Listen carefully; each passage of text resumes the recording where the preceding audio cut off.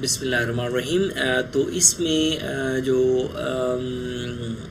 Video में हम Strasberg classification पढ़ेंगे। स्ट्रासबर्ग क्लासिफिकेशन देखें, जो हमारी बाइल डक्ट इंजरीज़ हैं, हमारी जो बाइल डक्ट इंजरीज़ हैं, these are actually classified in by in two ways. ठीक है, एक तो इसका है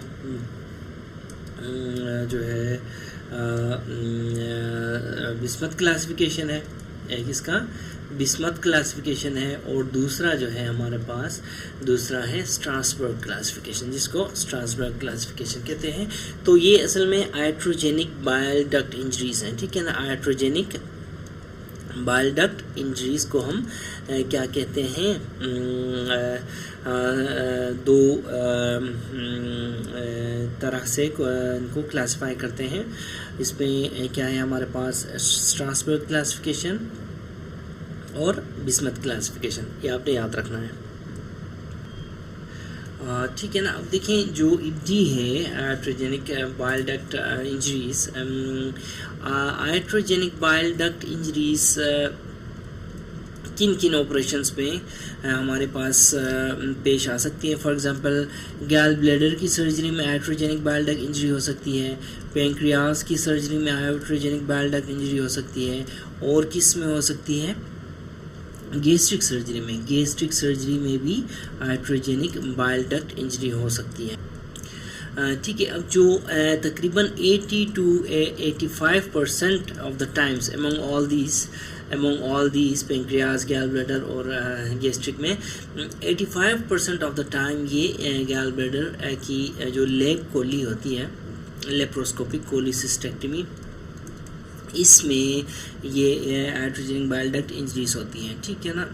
तो उसके बाद देखें कि जो बाइल डक्ट इंजरीज हैं, जो बाइल डक्ट इंजरीज हैं, ठीक है ना, बाइल डक्ट इंजरीज की बात करें तो 0.5 to 1% जो होती है ना, 0.5 to 1% जो बाइल डक्ट इंजरीज हैं वो फिर लेप्रोस्कोपिक कोली में होती है, लेप कोली में। ठीक है, among all 0.5 to 1%। देखें कितने कम यहाँ पे चांसेस हैं। ठीक है, अब इसके जो ब्लीडरी जो इंजरीज हैं, बाइल डक्ट इंजरीज हैं, बाइल डक्ट इंजरीज ये अब किन कॉजेज़ की वजह से हो सकती हैं।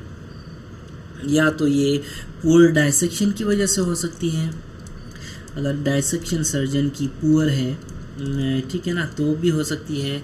और इसके अलावा जो पुअर डायसेक्शन के अलावा जो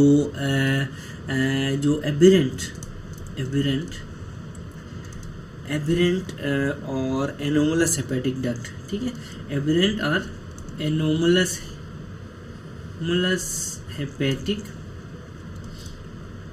हेपेटिक डक्ट हो तो उसकी आइडेंटिफिकेशन में गलती की वजह से भी बाइल डक्ट इंजरीज हो सकती हैं। अब ये एबेरेंट या एनोमलस डक्ट क्या है, ये हम देखते हैं कि नॉर्मली क्या होता है कि नॉर्मल की बात करता हूँ। देखें नॉर्मली क्या होता है, ये राइट हेपेटिक डक्ट आती है ऊपर से, ठीक है, फिर लेफ्ट हेपेटिक डक्ट आएगी, ठीक है, फिर कॉमन हेपेटिक डक्ट बनाती है। ठीक है, तो ये क्या है, कॉमन हेपेटिक डक्ट है, ये राइट हेपेटिक डक्ट है, ये लेफ्ट हेपेटिक डक्ट है। ठीक है ना। तो ये फिर इसमें फिर क्या मिलती है, सिस्टिक डक्ट आके मिलती है, सिस्टिक डक्ट आके मिलती है, और फिर सीबीडी बनाती है। ये है ना, ये सीबीडी हो गई, और ये जो हो गई हमारी सिस्टिक डक्ट हो गई। ठीक है ना। तो अब देखें कि जो 25 to 40% ऑफ द केसेस, ठीक है, कितने केसेस में, 25 to 40% ऑफ द केसेस में क्या होता है, 25 to 40% ऑफ द केसेस में 25 to 40% ऑफ द केसेस में क्या होता है, एक सेकेंड ज़रा, देयर इज समथिंग रॉन्ग।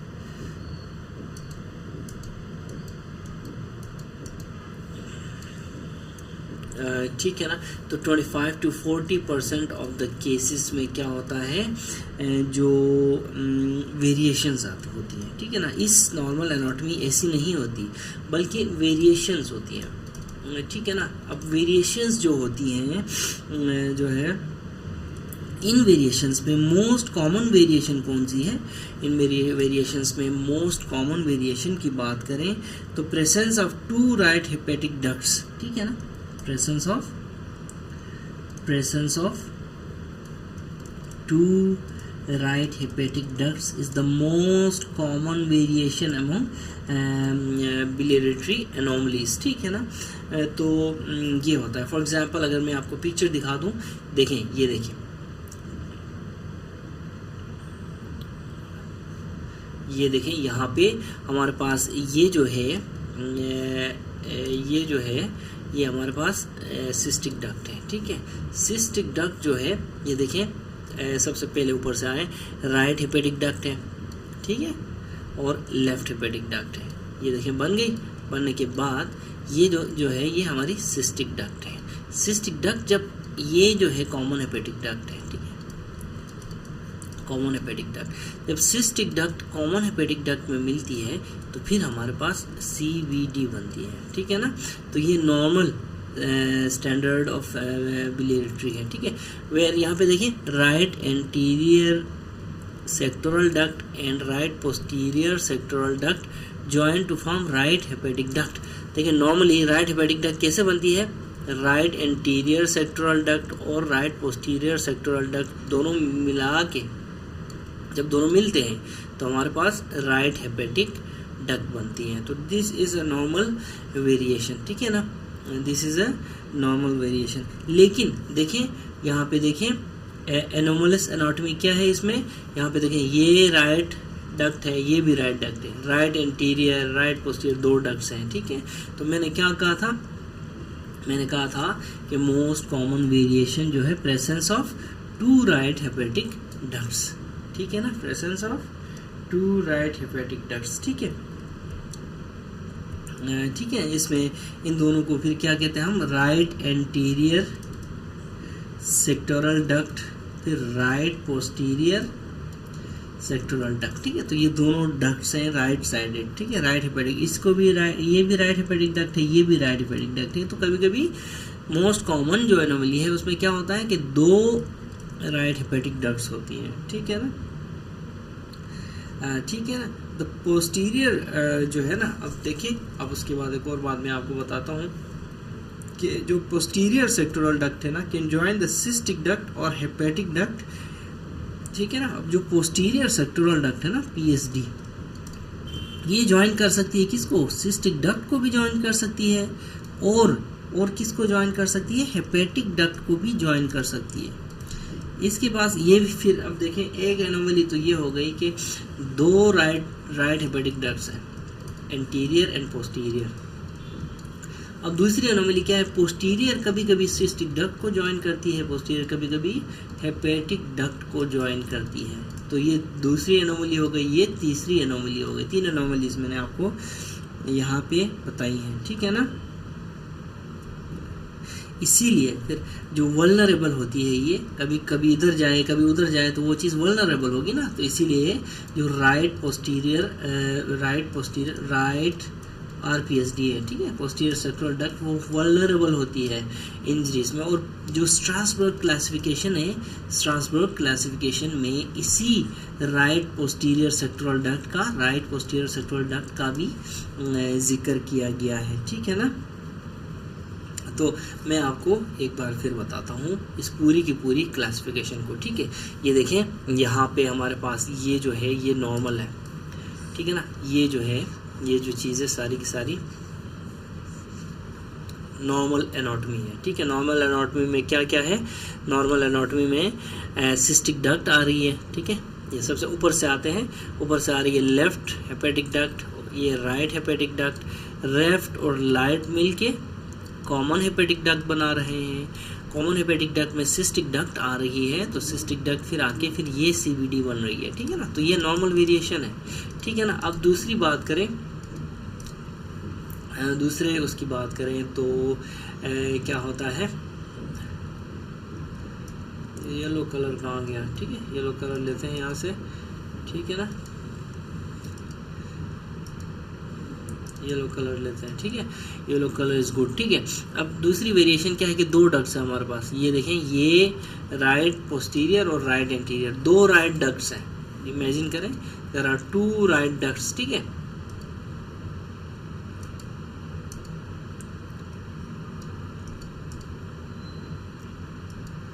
ठीक है ना, तो यहाँ पे क्या है, दो राइट डक्ट्स, एक राइट पोस्टीरियर, एक राइट एंटीरियर, ठीक है ना। अब ये क्या करती है, यहाँ पे देखें, मैंने क्या कहा था, फिर जो राइट पोस्टीरियर है वो कभी या तो सिस्टिक डक्ट में शामिल होगी, कभी कहाँ शामिल होगी, हेपेटिक डक्ट में। तो ये देखें, ये ऑप्शन, ये देखें, राइट पोस्टीरियर है, आ रही है, कहाँ इंटर हो रही है, सिस्टिक डक्ट में, ये देखें। फिर another only are right posterior joins cystic duct, ठीक है, तो ये एक एनोमली हो गई। अच्छा, दूसरी एनोमली देखते हैं, ये देखें, ये लेफ्ट हेपेटिक डक्ट है, ये राइट पोस्टीरियर और ये राइट एंटीरियर, ठीक है ना। अब देखें, मोस्ट कॉमन मैंने क्या कहा था, एनोमली दो राइट होती है ना, तो ये देखें, राइट एंटीरियर और राइट पोस्टीरियर। अब ये राइट पोस्टीरियर आगे डायरेक्टली कहाँ खुल रही है, ये देखें, हेपेटिक डक्ट में खुल रही है, कॉमन हेपेटिक डक्ट में, ठीक है।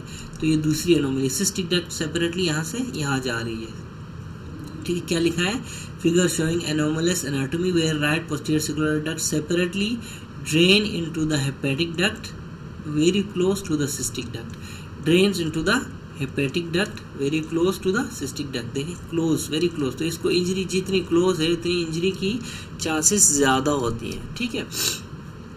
अच्छा, अब तीसरी बात करें, ये देखें, यहाँ पे क्या है, यहाँ पे है कि figure showing another variation of anatomy where there is accessory right hepatic duct draining into common hepatic duct. ये देखें, ये हमारे पास लेफ्ट हेपेटिक डक्ट है ये, और ये हमारे पास क्या है, राइट हेपेटिक डक्ट है, ठीक है ना, राइट एंटीरियर हेपेटिक डक्ट है ये सारी, ठीक है ना।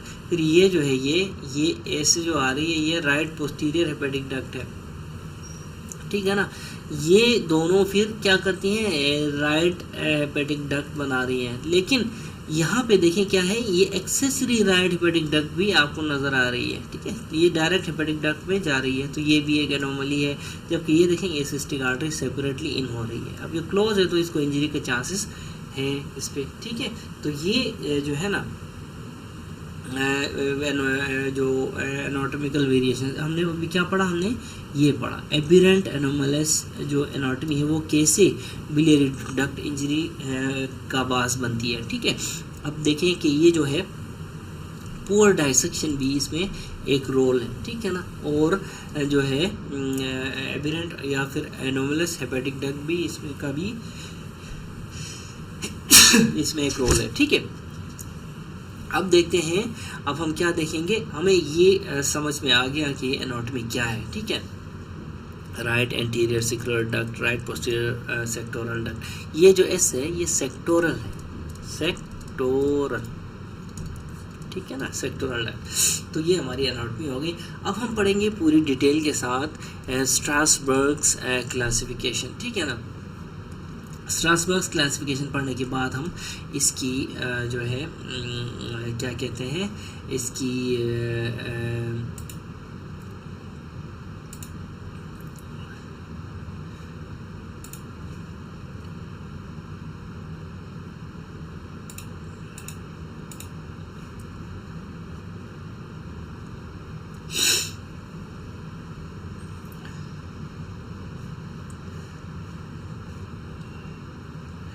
यार क्या